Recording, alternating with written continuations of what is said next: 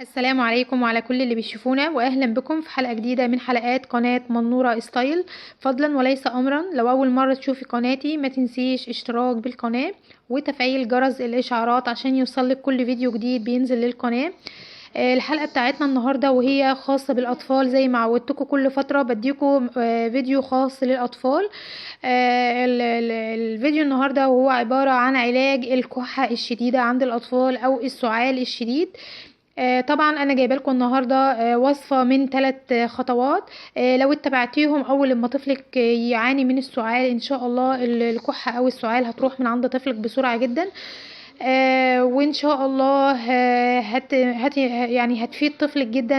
الوصفه بتاعتنا النهارده كلنا طبعا بنعاني من ان لما اطفالنا بتجيلها الكحه او السعال بتشتد عليهم، وخصوصا في الفتره بتاعه بالليل.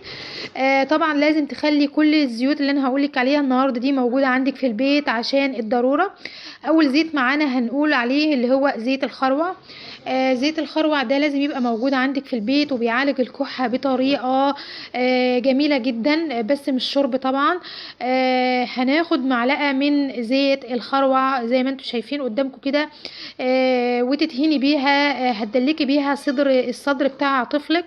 هتدلكي بيها صدر الطفل تدليك خفيف كده على منطقة الصدر زي ما انت شايفاها كده. ويا ريت تدفي زيت الخروع يكون دافي على النار. تدفيه حاجه بسيطه جدا وتدلكي بيه صدر الطفل. وكمان بعد ما هتدلكي الصدر برضو هتقلبي الطفل على وشه وتدلكي المنطقه بتاعه الظهر كويس قوي برضو بالزيت الخروع.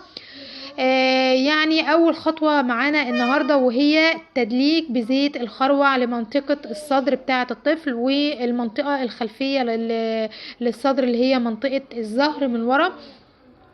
هتدلكي كويس قوي، والافضل الزيت يكون دافي عشان يدي نتيجة اسرع لعلاج الكحة عند الطفل.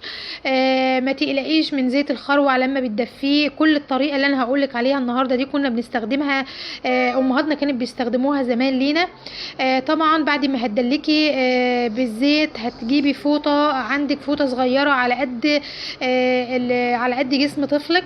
هتجيبي الفوطة وهتدفيها بالمكوى، يعني هتكويها بالمكوى كويس قوي على الوش، يعني الوش ده والوش ده للفوطة تدفيها كويس جدا بالمكوى.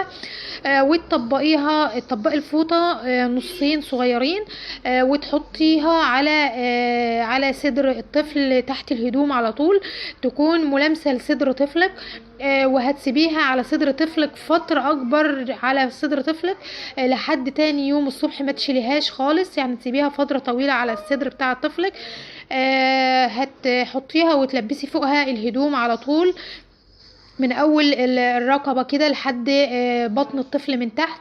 وبعدين ديت اول خطوة معانا اللي هي التدليك ودهان زيت الخروع وحططان الفوطة على صدر طفلك.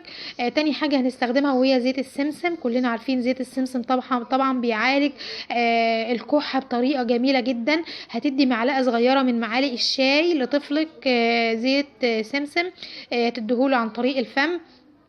طبعا يبقى عرفنا خلاص طريقة ان انت هتدي لطفلك زيت السمسم معلقة صغيرة هتديها له عن طريق الفم. زيت السمسم مفيد جدا لعلاج الكحة وعلاج السعال عند الاطفال. ما تكتريش منه طبعا عشان ما يعملش لطفلك اسهال.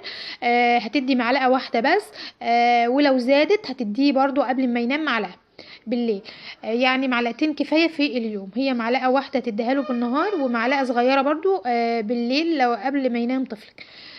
هتعملي الخطوات اللي انا قلتلك عليها ديت. هتعمليها يعني اول لما طفلك يجيله كحة على طول هتبدأي ان انت تنفذيها.